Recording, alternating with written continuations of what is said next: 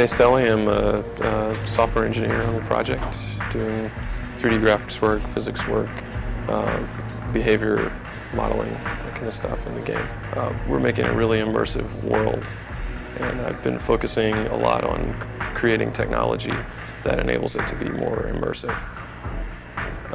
For instance, I've created a system for dynamically updating all of the surfaces in the game. So the surface of a door or a wall or floors, you can add graphics to them as you play. So we can put bullet holes on them, spray paint on them, have blood spray on them, scorch marks, burn marks, whatever.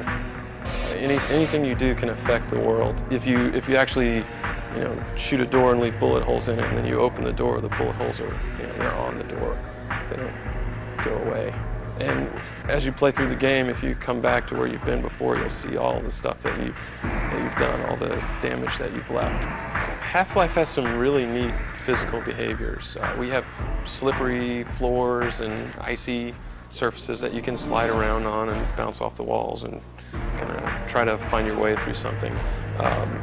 One of the sequences, you come up on this wet floor and you slide around on it and fall through this like atrium, through glass, and it breaks and just glass shatters and rains down.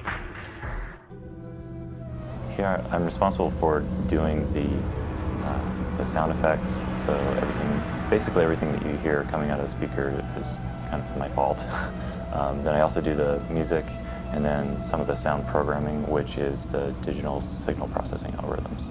We've sort of made a lot of effort to make the sounds as realistic as we can. You'll hear the grunts they're hiding in this warehouse, and you're completely outnumbered. There's no way you can really win. And you'll hear them talking to each other on the radios. They'll sort of do things like throw grenades at you, which will bounce around, and when they're shooting at you, as they inevitably do, you'll hear gun sounds that change very subtly. They have sort of shells that are ejecting out of the guns, and if you hit them, they're sort of talking at you and, well, sort of insulting you and doing things like that. Just the fact that there's really a lot going on at once in terms of some pretty nice cutting-edge graphics, so there's a real realism to the world. When you combine that with some fairly complex sound effects and some really interesting monster behaviors, I just hope that people really sort of get sucked into the game, so that you feel it's sort of this living, breathing place. And if you sort of play this game on a giant monitor, you can kind of get scared. I primarily write the animation system, work on the tools exporting of the animations, and then other various little engine tweaks now and again. The main advantage with going with a skeletal animation system is primarily memory savings. If you were to store all the vertices and all of the different frames of animation, you'd end up eating like half a megabyte of memory and only have a few seconds worth of animation. But if you store all the bone information, just how all the bones twist and stretch, it ends up being a couple hundred bytes per frame. That way we can get 30, 40 seconds worth of animation per monster in a couple hundred K, which is a major memory savings. One interesting side effect is that the bones and the skin on top of them are completely disconnected. So I can take the same animation, the same motion, as you see with the bones, and put a different skin on top of it. Change the heads, change the textures, change out any body part, put a gun on the hand. When the monster plays our animation, the gun automatically moves as the hand did, because we store all of the fundamental animation of the character, which is the bones. A big goal was making it so that the animators would get exactly what they saw in 3D Studio in the game with as little loss as possible. In fact, there isn't any loss. We use all of the normal 3D Studio techniques of smoothing groups and blending and so on and so forth.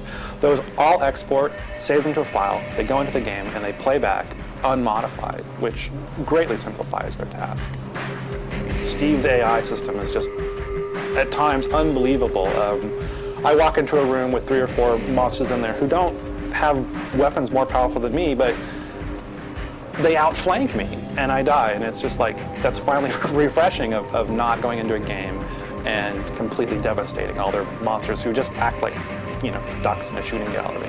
Going in and having a virtual squad with you to help you clean out the monsters, things you save, scientists to help you work equipment. Finally, it's not just you alone in the game, it's you with lots of other characters interacting in a, almost a little virtual movie. I am, at the moment, the designated writer at Valve. I'm responsible for overseeing the script and story elements of the game. The scripted sequences allow us to tell a story without taking you out of the game. And every time you play, you'll find different events happening. Things will happen with a completely different flow. Every time you go into a new situation in the game, it can unfold in a completely different way. A lot of people look for this kind of spontaneity of gameplay on the internet, and they play Quake Deathmatch, they play with other people for the feeling that anything can happen. We're getting that feeling back into a solo play game with Half-Life, because the characters and the creatures in the game have sufficient artificial intelligence that every time they encounter each other, there's no way that the player can predict what's going to happen.